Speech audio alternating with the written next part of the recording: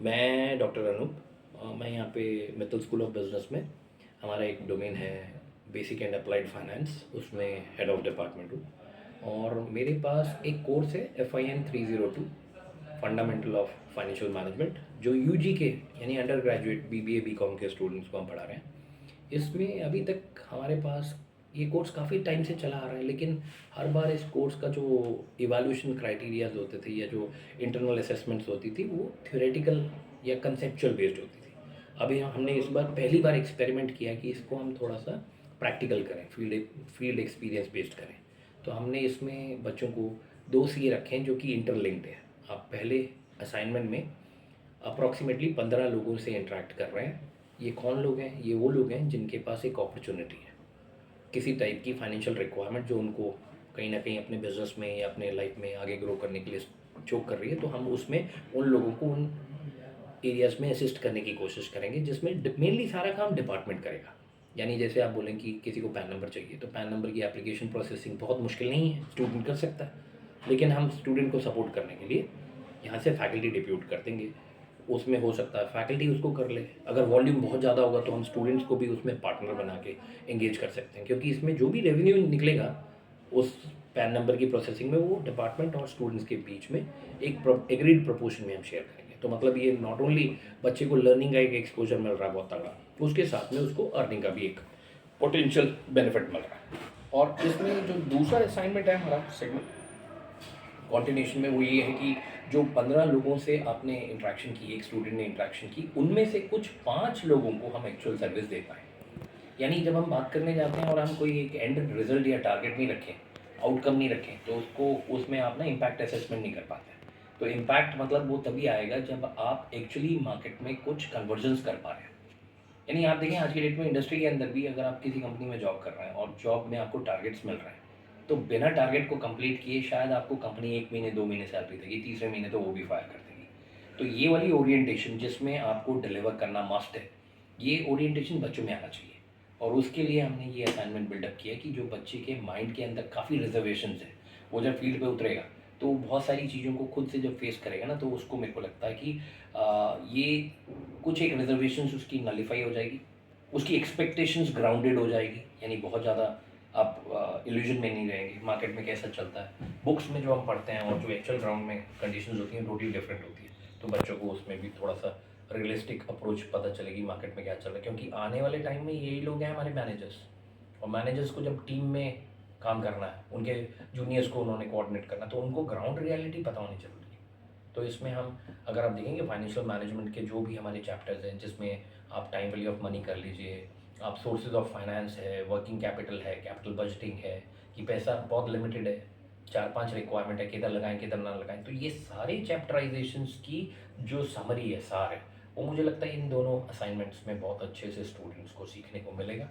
किसी ना किसी चैप्टर में तो आई एम श्योर स्टूडेंट की एक मास्टरी हो जाएगी अपने से।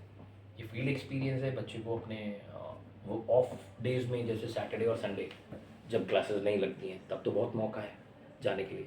इसके अलावा कभी कभी क्या होता है कि जब आपकी काउंटर पार्टी आपको वर्किंग डे पे बुलाती है कि आप मंडे ट्यूसडे वेडनेसडे किसी वर्किंग डे में आए, तो उस सिचुएशन में हमने डिपार्टमेंट से इनको ड्यूटी लीव की भी प्रोविज़न रखी है। और ड्यूटी लीव में ऐसा रखा है कि अगर बच्चा सही में रेवेन्यू जनरेट कर रहा है तो उसको ज़्यादा से ज़्यादा ड्यूटी लीव मिलनी चाहिए।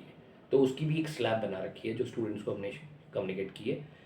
देखिए रैशनल क्या है इसके पीछे कि अगर आपको ड्यूटी लीव चाहिए जो ओवर एंड अबव आपके वीकेंड्स हैं या आपके हॉलीडेज़ हैं, ये सेमेस्टर आपका अभी 3 महीने का टेन्योर चल रहा है, उस 3 महीने के अंदर आपके पास आप देखें कितने सैटरडे संडे आ रहे हैं, उतने में अगर आपका काम नहीं बन रहा है, यानी पक्का आप कुछ ना कुछ अच्छा काम कर रहे हैं, लीड जनरेशन भी हो रही है और से कन्वर्जन्स भी आएंगी।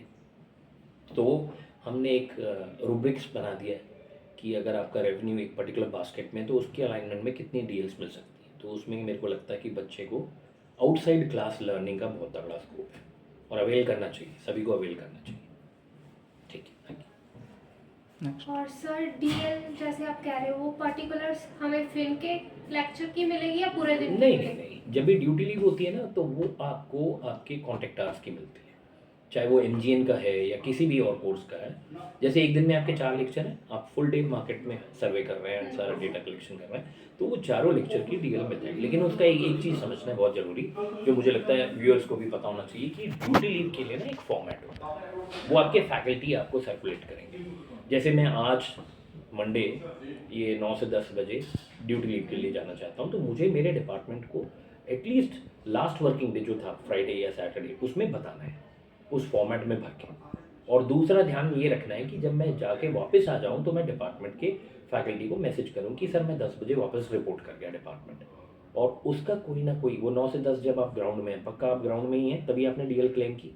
डिपार्टमेंट को ऊपर से ऑडिट का ऑब्जेक्शन आ सकता है कि बच्चे को भेजा आपके पास क्या प्रूफ, तो बच्चे को अपनी विजिट्स का कहीं ना कहीं एक जियो टैग इमेजेस के फॉर्म में प्रूफ रखना है। हो सकता है कि आपका जो ऑडियंस है वो कहे कि नहीं हमारी फ़ोटो मत खींचिए, लेकिन आप तो उस विलेज में इस टाइम पे अवेलेबल होंगे ना, तो अगर आप अपनी एक जियो टैग इमेज निकाल लें हर स्टार्ट टाइम पे और एंड टाइम पे, विल मेक सेंस, हम एविडेंस दे सकते हैं किसी को ये। तो फिर हमें फुल डे की डीएल मिलेगी, क्योंकि 1 आवर तो हमें जाने हम में आपको मार्केट हम में लग आपको जाएगा। हम आपको 30 आवर्स की डीएल दे रहे हैं, प्रोवाइडेड आप उसको बाकी डिजर्व करें। सब्जेक्ट में भी मिलेगी। वो सभी सब्जेक्ट में मिलेगी, किसी एक सब्जेक्ट की नहीं होती। वो आपके अगर 4 लेक्चर है तो आप एक लेक्चर के लिए बाहर जाएं और वापस आ जाएं तो वो पॉसिबल नहीं possible है। नहीं है। तो हम आपको जब 30 आवर्स देते हैं तो वो 30 आवर्स आपने जुडिशियसली यूटिलाइज करनी है। कैसे करें? मंडे 1 घंटे कर ली, ट्यूसडे 2 घंटे कर ली। आप देखिए ना, एक दिन में अगर फर्स्ट हाफ आपका पूरा पूरा खाली है और सेकेंड हाफ में आपकी क्लासेज है, तो फर्स्ट हाफ आप मार्केट में जाइए, कोई डील की जरूरत नहीं है। लेकिन अगर आपको लगे कि आप फंस गए, वापस टाइम पे नहीं पहुंच पा रहे हैं, और कोई मतलब अभी सरपंच या किसी सीनियर ऑफिशियल से इंटरेक्शन होनी जरूरी है, रुक रहे हो, तो उस टाइम जो क्लासेस मिस हो रही है उसके लिए डीएल लेना चाहिए। ये नहीं कि आप सैटरडे संडे तो आप रेस्ट कर रहे हैं अपना, क्योंकि वीकेंड है तो हमारे को बहुत बहुत सारे काम होते हैं। आपको अपना टाइम मैनेज करना है। डीएल तब यूज़ करें जब आपके पास कोई ऑप्शन ना हो और उसका कोई एविडेंस रखें और रिकॉर्ड प्रॉपर करवाएं, ठीक है? क्योंकि रिकॉर्ड लेट रिपोर्टिंग होती है तो नहीं चलता है, क्योंकि डिपार्टमेंट को भी ये रिपोर्ट नीचे देना पड़ता है, हायर अथॉरिटीज़ को बताना पड़ता है कि बच्चा ग्राउंड पे गया है और उसके प्रूफ होने चाहिए। कुछ वो बच्चे fact सर के बोल रहे हैं आउट स्टेशन जाना है उसे वन फॉर डेटा कलेक्शन। साथ। देखिए, आउट स्टेशन जाने का भी हमारा कंसेप्ट यही है कि 30 आवर्स की डीएल ही है, उसमें आप उसको लोकल करें या बाहर करें, हम्म, उसमें इलॉजिकल हो जाता है कि आप बाहर क्यों करना चाह रहे हैं। यानी आपका वहाँ पे स्ट्रॉन्ग नेटवर्क है, रेफरेंस सर्कल है, चलेगा, हमें कोई प्रॉब्लम नहीं है, लेकिन आपको 30 डीएल के अंदर ही मैनेज करना पड़ेगा। यानी जैसे आप आगे होली की छुट्टी आ रही है या और कोई ब्रेक्स बीच में आएगी, आप अपने ब्रेक पीरियड में अपने होम टाउन जा रहे हैं, उसमें ये काम भी करना चाह रहे हैं, तो ठीक है, उसमें भी आप 30 आवर्स की डीएल अवेल कर सकते हैं। लेकिन रूल्स वही रहेंगे कि आप फॉर्म भरेंगे, एविडेंस देंगे और जो रेवेन्यू डिजायर्ड है उतना फुलफिल करेंगे। डीएल आपको सेमेस्टर के लास्ट में लगेगी, ठीक है, based on achievement of your targets. Next.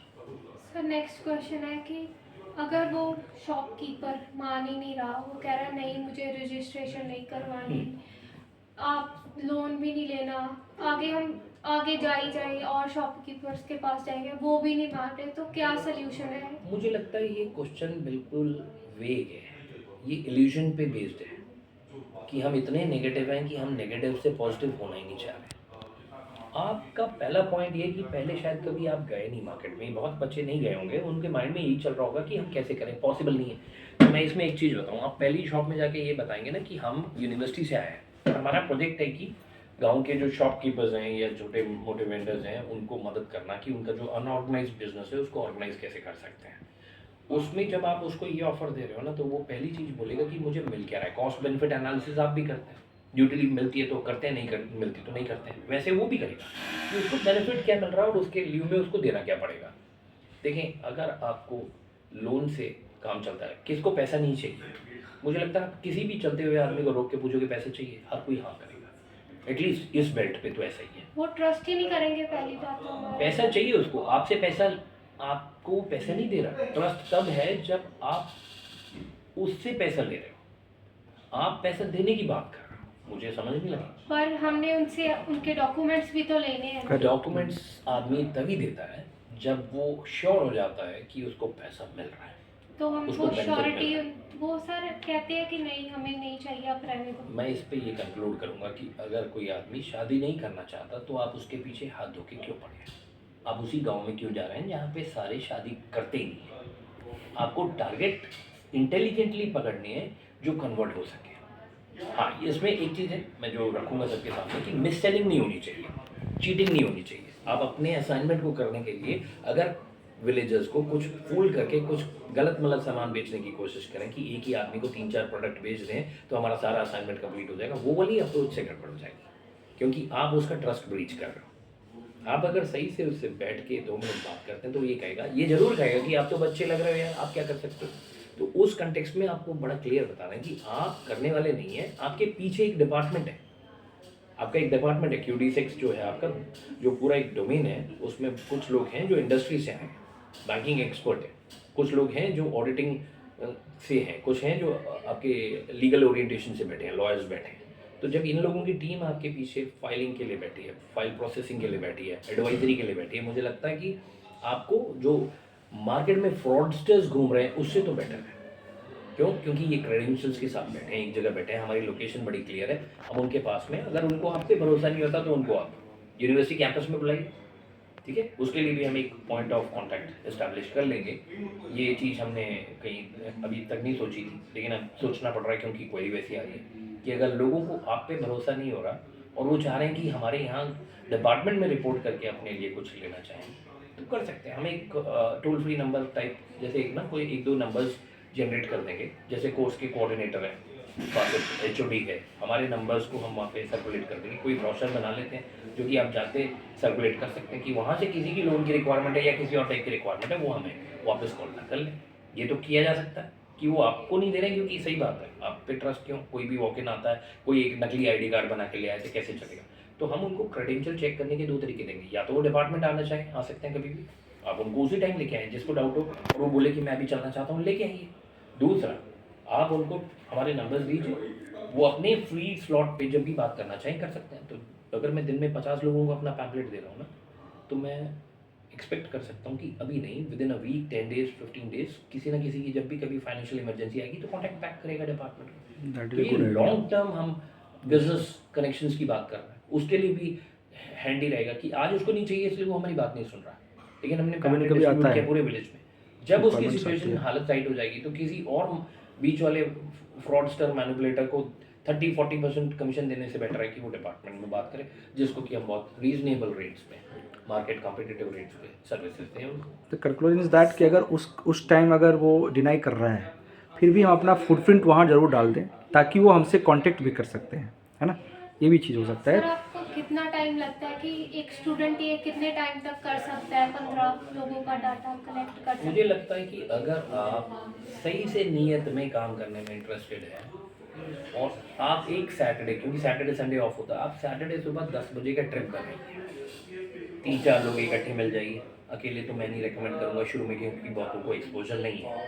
पर सर ये भी है कि हमारा डाटा जो मैच नहीं करना चाहिए, फिर 3-4 हमारे साथ आएंगे मैं नहीं, वो आप- कहेंगे हमारा टाइम वेस्ट हो रहा है। मैं कह रहा हूँ आपका सब कुछ ही वेस्ट हो रहा है, यही तो डर है सारा। हम स्टार्ट ही नहीं करते हैं और बोलते हैं हमारा सब वेस्ट हो रहा है। मेरा पॉइंट क्या है कि जब आप किसी चीज़ के लिए नए हैं तो पहले कुछ अटेम्प्ट्स के लिए आप टीम में भी जाएंगे तो कोई प्रॉब्लम नहीं, हम सब नहीं काउंट कर रहे हैं। तो सर ये ग्रुप में अगर असाइनमेंट हो तो फिर अगर आप कह रहे हो टीम में जाओ तो ग्रुप में ज़्यादा बेटर है।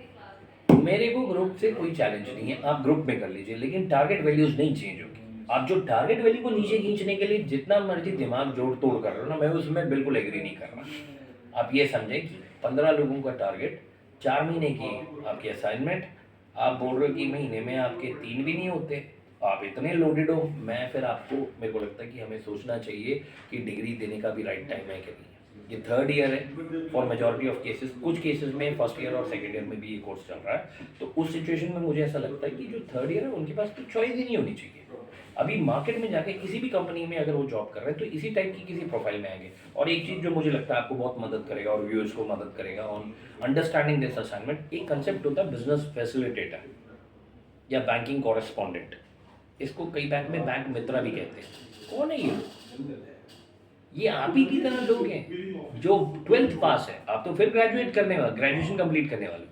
ये 12वीं पास बच्चा गांव में रह रहा है, उसको बैंक अपने रोल पे ले लेता है। क्यों? क्योंकि उस गांव और उसके आसपास वाले 5-7 गांव के अंदर जो भी बिजनेस अपॉर्चुनिटी है ये बच्चा लेके आ रहा है बैंक के अंदर। सर, और उसके पर लिए उसको बैंक को टाइम कितना लगा ये अचीव करने में? किसको? जो बच्चा। हाँ मुझे लगता है दिन में अगर आप निकल गए सुबह से शाम तक, आप कम से कम 10 से 15 लोगों को बहुत आराम से बात कर सकते एक दिन में। हैं। हाँ, एक ही दिन, आपको ज़्यादा टाइम नहीं लगेगा। आपको ये ज़रूर है कि पहले वाले केस पे, पहले 3 जो केसेस होंगे ना, उसमें आपको बात करने में चैलेंज आएगा, क्योंकि उनके क्वेश्चंस प्रैक्टिकल होंगे, आपको कुछ पता नहीं, आपके हर क्वेश्चन पे आप अटकेंगे। लेकिन जब 3-4 केसेस आपने डील कर दिए और डिपार्टमेंट से उन क्वेश्चंस पे आपने क्लैरिटी ले ली, उसके बाद आने वाले सारे केसेस को आप बहुत जल्दी रिजॉल्व कर, यानी आपको 4 महीने की असाइनमेंट है, तो आप कितनी विजिट एक्सपेक्ट करते हो? सोचो जरा, संडे सैटरडे कितनी विजिट एक्सपेक्ट करते हो? मुझे लगता है कम से कम हफ्ते की 1 विजिट तो होनी चाहिए। उसमें आप जो काम करके आओ उसको फॉलो अप करने के लिए या उससे लीड और एक्सटेंड करने के लिए अगले हफ्ते भी जाना पड़ेगा। तो ये वीकेंड पे आपको जाना पड़ेगा कुछ, और जब आप जा रहे हैं तो आप अपने लिए ऐसी चीज़ का एक्सपोजर ले रहे हैं जो आपके सिलेबस करिकुलम में नहीं है, लेकिन वो जब आप 1 टू 1 बात करते हैं तब समझ लगती है। बुक में फाइनेंशियल मैनेजमेंट तो बहुत आराम से दे रखी है, लेकिन ग्राउंड पे क्या प्रॉब्लम है वो आपको वहीं पे समझ। ओके